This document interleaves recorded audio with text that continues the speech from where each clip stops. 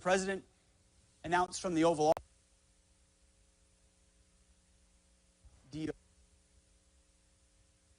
what's the reason that the previous administration left?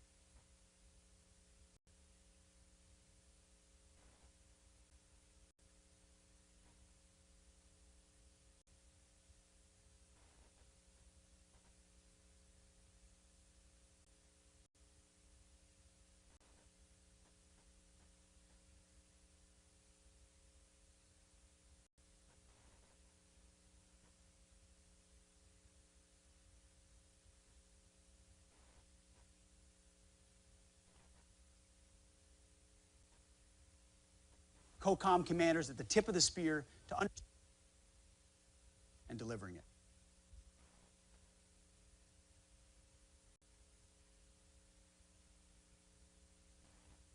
Have the most advanced weapons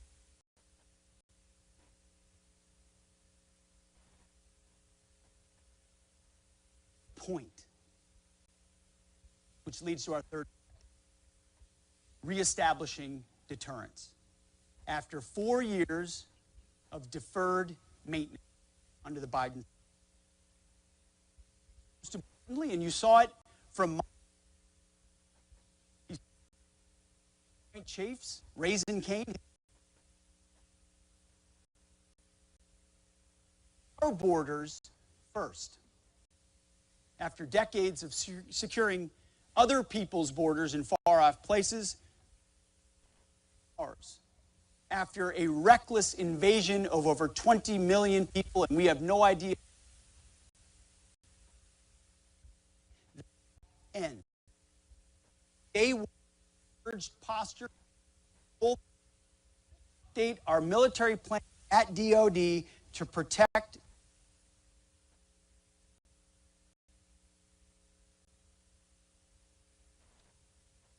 cartels, drugs, violence, death.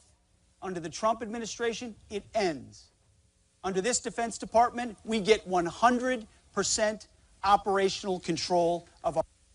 We started one, we'll continue through.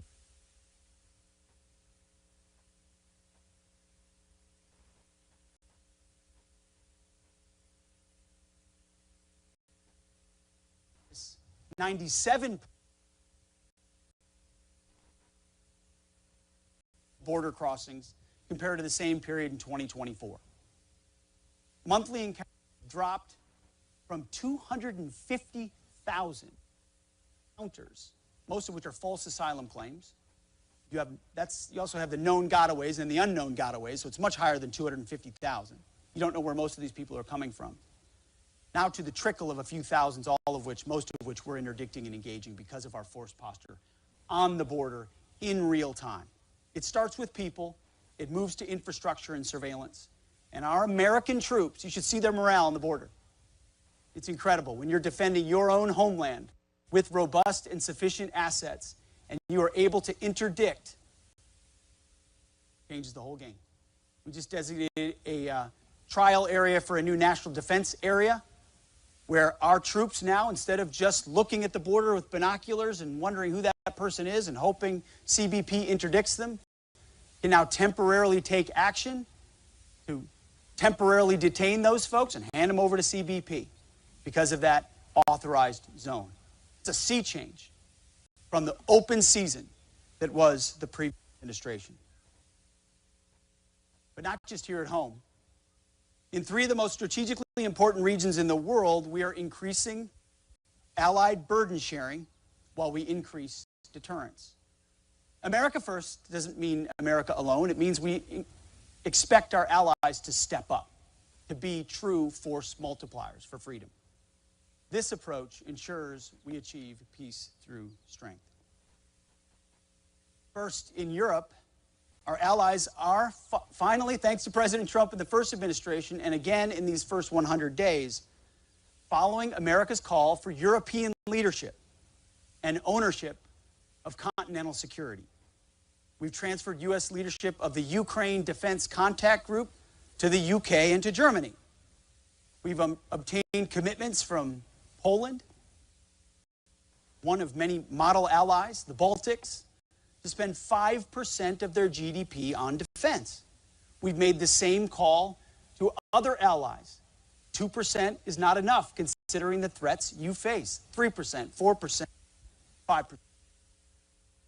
Progress with major European powers who are setting initial targets, even to one I spoke to just this morning, to increase their defense spending. The time of the United States, here in Pennsylvania, here in our country, being the sole guarantor of European security has passed. It's long overdue. Europe has to step up military and lead. NATO.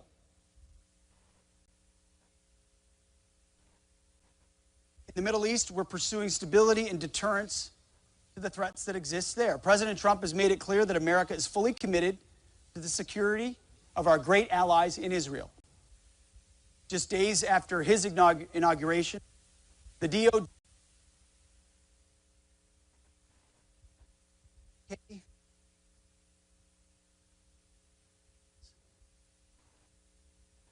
blocked the defense.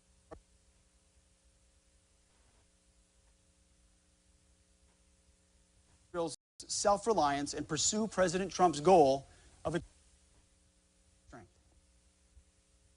In Yemen, the Defense Department is executing lethal operations against Houthi terrorists. Our forces have struck hundreds of targets and decimated Houthi leadership, substantially reducing their capabilities and the threat to U.S. ships in the Red Sea and across and through the BAM. We have demonstrated America's commitment to defending and restoring freedom of navigation, which we will do and are doing. This is a clear, limited mission executed with ruthlessness.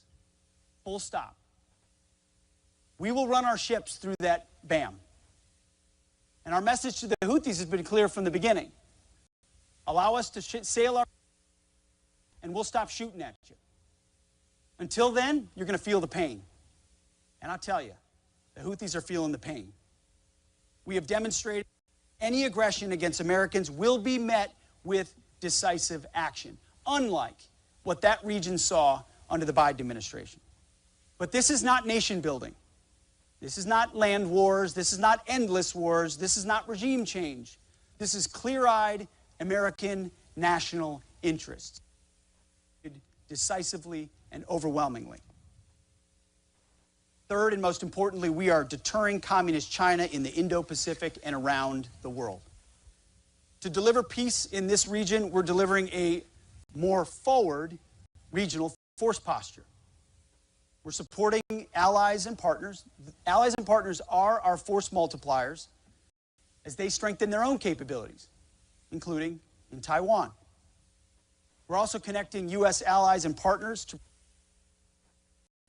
and more resilient. And there will be a lot more of it. In fact, in March, I took my first trip to the Indo-Pacific as secretary. The first trip to Guam in 20 years from a defense secretary. I traveled to the Philippines to meet with President Marcos and his Secretary of National Defense. We reaffirmed the long-standing strength of the U.S.-Philippines alliance, a key piece in our strategy to deter and counter the communist Chinese. We also traveled to Japan on that same trip, and later on a trip that a few of you may have seen to Panama. At each stop, we announced new bilateral exercises, increased cooperation, foreign military sales deals, commitment to President Trump's vision of peace through strength. In the Philippines, we are deploying more advanced capabilities, including Nemesis anti-ship missiles.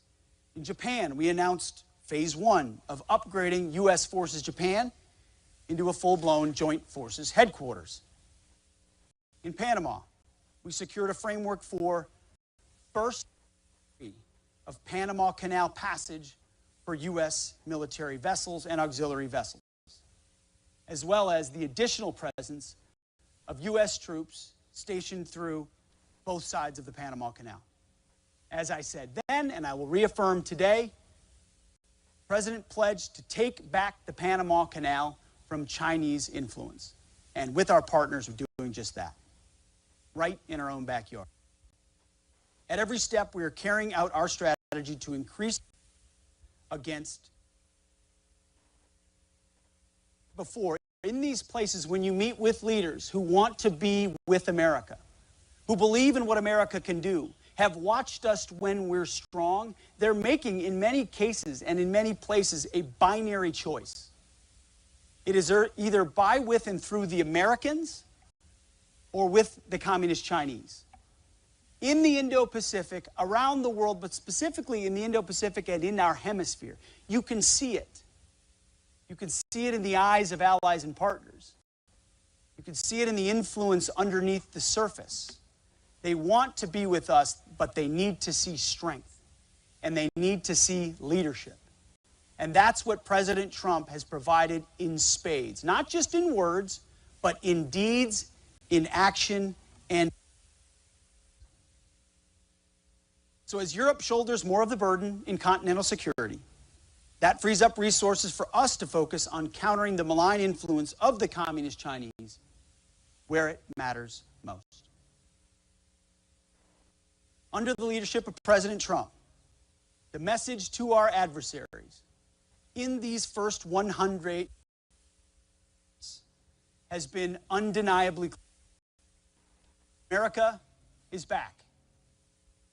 At the Defense Department, that means no more distractions, no more social engineering, no more climate change worship, no more electric tanks, no more gender confusion, no more pronouns, no more excuses, no more quotas, no more woke bullshit that undermines commanders and command climates.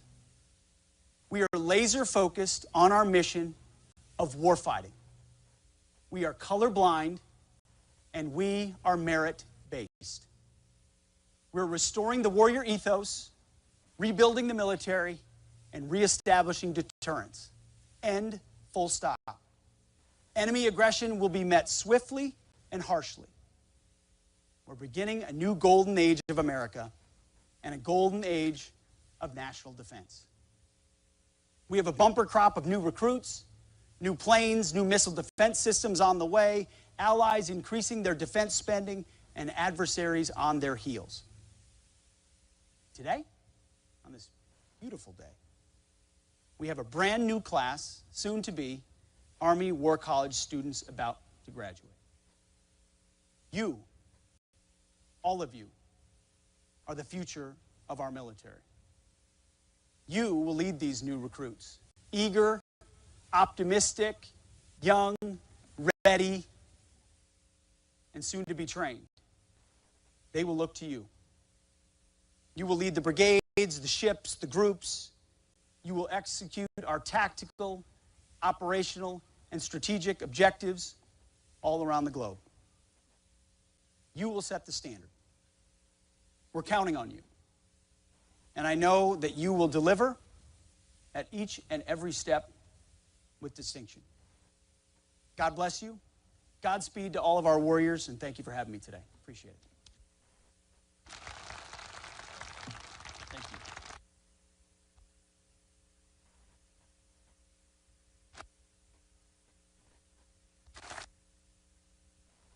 Secretary Hegseth, this morning for community